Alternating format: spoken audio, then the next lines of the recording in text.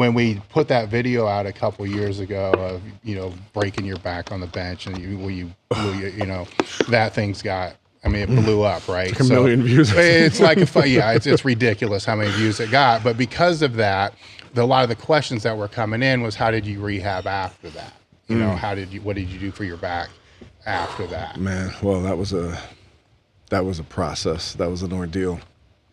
I'll tell you, the biggest issue was not like the thing happening, not being embarrassed or anything like that, because I was able to stand up. And, you know, I knew I was messed up, but I was able to stand up and smile, and then everybody was happy, you know. And I actually pulled after that, which is insane. But I was in my head, I'm thinking I'm on to the next meet, like we talked about. I was like, hey, I'm going to, you know, I got to qualify for this other meet that I, you know, that's going to be down the road, but at least if I have the qualifying total in there, I'll be good. So I just randomly figured out what would it be for that total, pulled that, and then that was the end. And it didn't really sink in. I mean, I knew I was wrecked. I knew something was wrong. I had numbness in my foot and numbness in the back of my leg, and I was like, man, this will wear off or something. You know, I'll be good. I'm gonna take a week off or something. I'm gonna back off for a little bit, and then it'll be all right. It's not all right. Subsequently to that, I was handing out to a client that had like 65 pounds on the bar or something. And I literally almost like fell over trying to hand it out. And I handed it out. I was like, oh, like, and thank God she was able to get it back into the rack at the end of the set, because I couldn't have helped her. I was like, oh, we're gonna have to reschedule this, you know.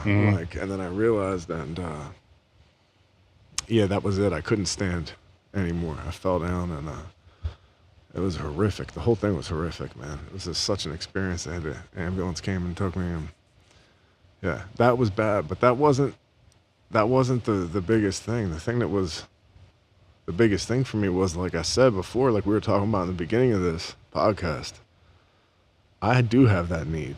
You know what I mean? I have established a need for training. And I'm like, well, what do I do now?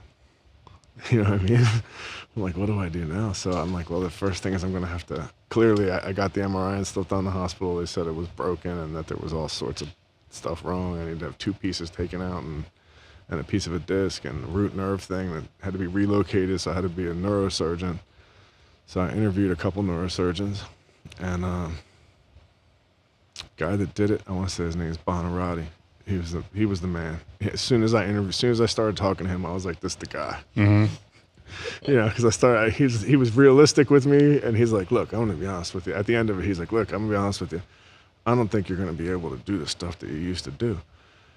And I'm like, let me worry about that. I can't do the surgery. I don't know how to do that. The other stuff, I know how to do that. Yeah. You know? So I just sort of was like faking this confidence, but I can remember having that period where I'm like, well, what do I do here? What do I do? Because do I just accept that this is not something I'm able to have as part of my life anymore? You know, that aspect of it, or... And I said, no, I realized, like, I played with that idea for a little bit. I realized I couldn't accept it, so I had to come up with a plan. Because I've been in low places in my life. I've been in places in my life that most human beings will never go. You know, like I've been in isolation. I've been in the hole. I've been in hopeless places. But in any of those situations, the thing that's done for me, and it's helped me. I'm not saying that was like something that like, oh, I wish that never happened, or no, like I learned from every experience that caused me to suffer more than normal taught me something, you know? That's why I'm still moving. And I always would make a plan. Like I can remember making a plan like when I was in prison. And so I started to do that again when I was still in the hospital, because they couldn't do the surgery right away. He had like been up all night doing an emergency surgery on a car accident or something. So I had some time, and time can be good or time can be torture, you know? So I was like, I'm gonna use this. So I made a plan. And I decided I will be able to do all the lifts again. I will be able to do them as heavy as I can. You know, I'm not gonna be limited by this, but I gotta be realistic about the time frame. So what's a good amount of time? I'm like telling myself, is a year a good amount of time? That's too long. I can't wait a year. I'm like, well, what if I can do like some of the lifts? So I negotiated back and forth with myself. Well, I'll be able to bench sooner than anything else. So I was like, all right, how about this?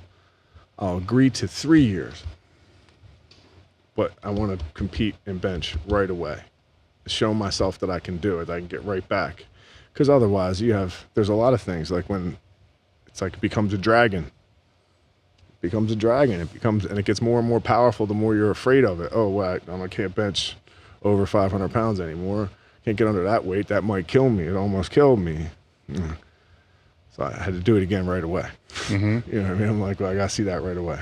So I set the stage for that, and I ended up doing bench only at Rome. It was like 9 months or so after that surgery. So I did do that. But that was like the trade I gave myself, letting myself do that, which was stupid. It was probably a dumb move to try to compete that soon after something that serious. But I was like, okay, and it was difficult. There was some back and forth with getting, being able to deal with leg drive and bracing correctly, and kind of had to do a ton of other things that I wasn't used to doing just to be able to perform. That made me better. That made me understand what to do better, and it made me a better coach. But eventually it was, I think at the end of the day, the thing that made the difference was patience. I made a solid plan, and then when things started going my way, I didn't change the fucking plan. That's what people do. Mm-hmm. They make a plan. They might make a good plan. I'm going to wait 18 months to recover from this surgery. I'm going to be working the whole time towards it, and then things go good. After 6 weeks, they max out and, destroy it. Yeah. Rip out the implant or do something wrong. You know what I mean? And so I was like, all right, I'm not going to do that, but I am going to beat on myself, and I'm going to use my recoverability, whatever capacity I have to adapt, I'm going to use it to strengthen this area. So I just did everything I could for maybe the first 18 months to 2 years. I was doing rack pulls, crazy amounts of rack pulls.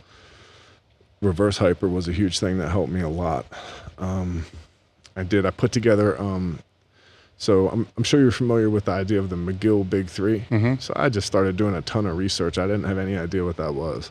So I started doing research, and, I tried what those 3 things were, and I realized I had to modify them a little bit. And as I started to modify them, I was thinking, well, what am I trying to accomplish with this? And those were the modifications I made. So I've written some articles on Elite about that, mm-hmm.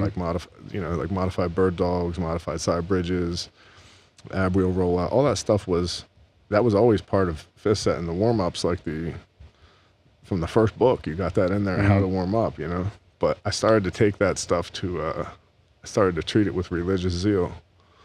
I never did anything without doing those things, without sort of mobilizing, doing the cat camels or cat cows, whatever terminologies you want to use, to reduce spinal friction. I started doing that every time before I got into the bar. I started trying to do glute stuff to activate.